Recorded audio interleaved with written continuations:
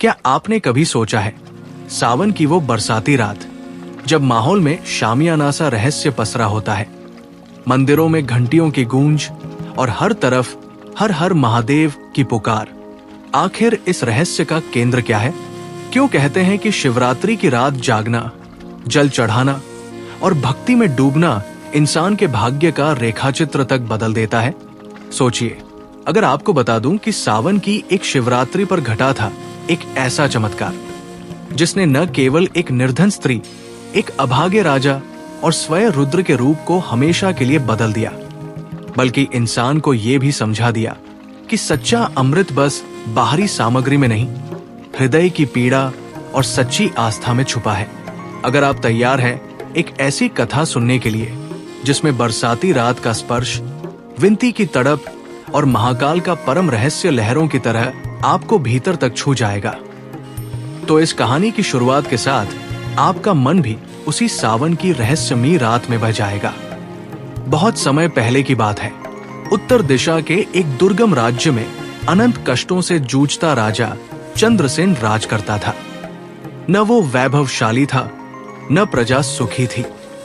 उसके राज्य का हर कोना, हर घर, हर किसान साल दर साल सूखा और दुर्भिक्ष झेल रहा था। लोग कुओं के किनारे शिखाओं में जटाए बांध आंखें मूंद निराश बैठे रहते।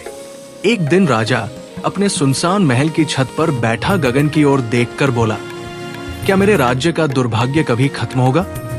क्या कभी भोलेनाथ हमारे दो खून की गूंज सुन सकेंगे? राजा बहुत बड़ा शिवभक्त था। उसने अपने पूर्वजों की तरह हर सावन की शिवरात्रि पर महादेव की आराधना की थी।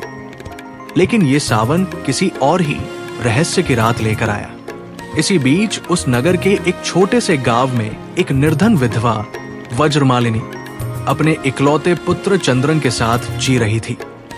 उसका बेटा ना बोल सकता था, ना सुन सकता था, लेकिन उसकी आंखों में भगवान भोलेनाथ के लिए ऐसी श्रद्धा थी कि मंदिर के पुजारी भी उसे देख मुस्कुराए बिना न रहते। सावन का महाअंधकार फैल रहा था, बादल गहरा रहे थे, पूरी नगरी रहस्य में लिपटी हुई थी। लोग कहते, कल बड़ी शिवरात्रि है, इस बार जिसे मिल जाएगी रुद्र की सच्ची कृपा, उसके जीवन की दिशाएं बदल जाएंगी।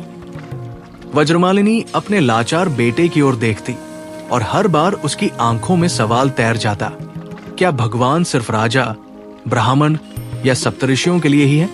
क्या मेरे जैसे अभागों की कोई सुनवाई नहीं?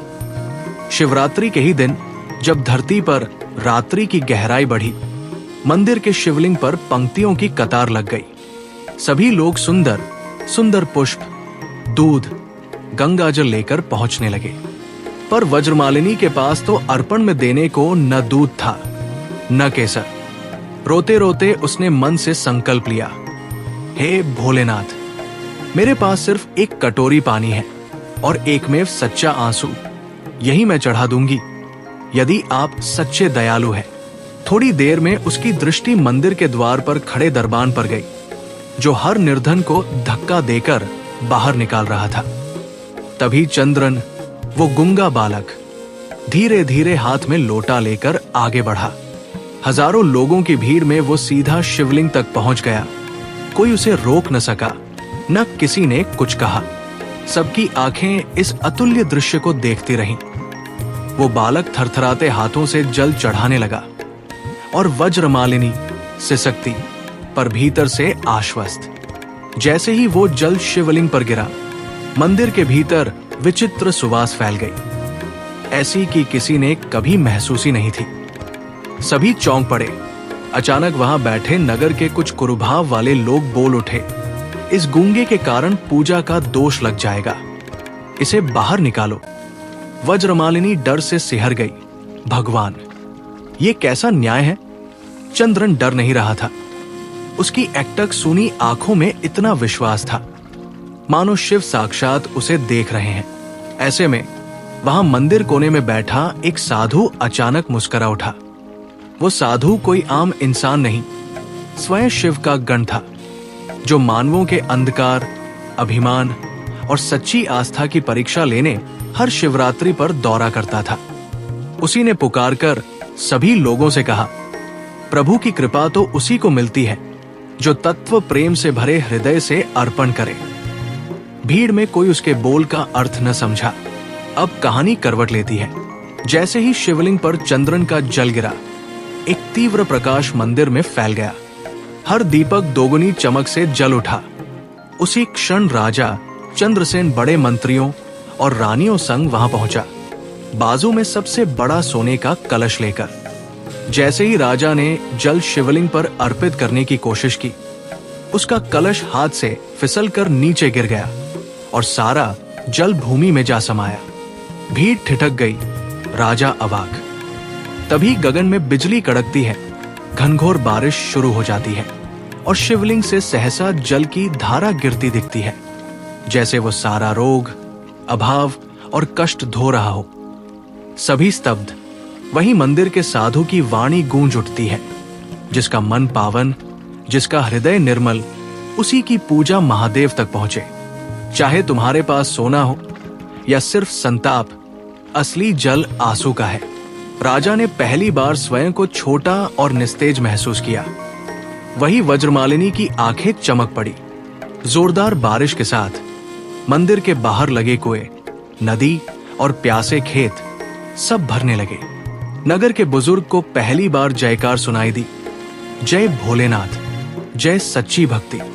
इसी बीच असंभव कुछ होता है। चंद्रन, जो जन्म से गूंगा भरा था, वो हौले से मां का हाथ पकड़ता है और धीरे धीरे कांपती आवाज में बोलता है, मां।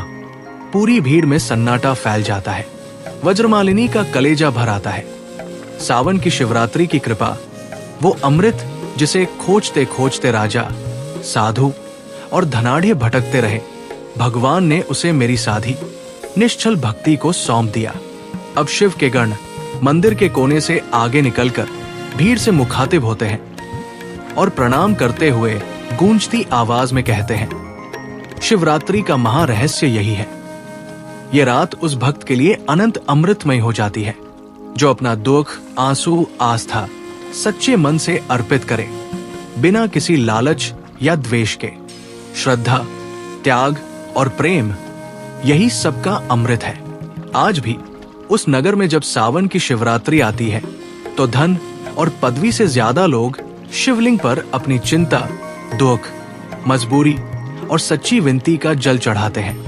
कहते हैं, उस रात जो भी संपूर्ण भाव, आंसू, भक्ति और खुद के सबसे गहरे डर के साथ पूजा करे, उसके लिए खुद भोलेनाथ आशीर्वाद बनकर बरसते हैं।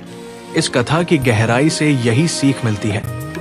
सावन की शिवरात्रि सिर्फ परंपरा या उत्सव नहीं, अपने सबसे गहरे डर, दुख और प्रेम से सामना करके आत्मा को शिवमय बना लेने की रात है। कभी कभी ईश्वर अपनी सबसे बड़ी शक्ति, सबसे बड़ी कृपा उसी दुखी मनुष्य को देते हैं जो सबसे कम साधन लेकर भी सबसे सच्चा होता है। अगर आपकी आत्मा भी इस कहानी के संग रम गई हो, तो इस वीडियो को लाइक करना, अपने विचार साझा करना और चैनल को सब्सक्राइब करना न भूलें। और अगली बार ऐसी ही अद्भुत कथाओं के लिए हमारे साथ जुड़े रहें। हर हर महादेव।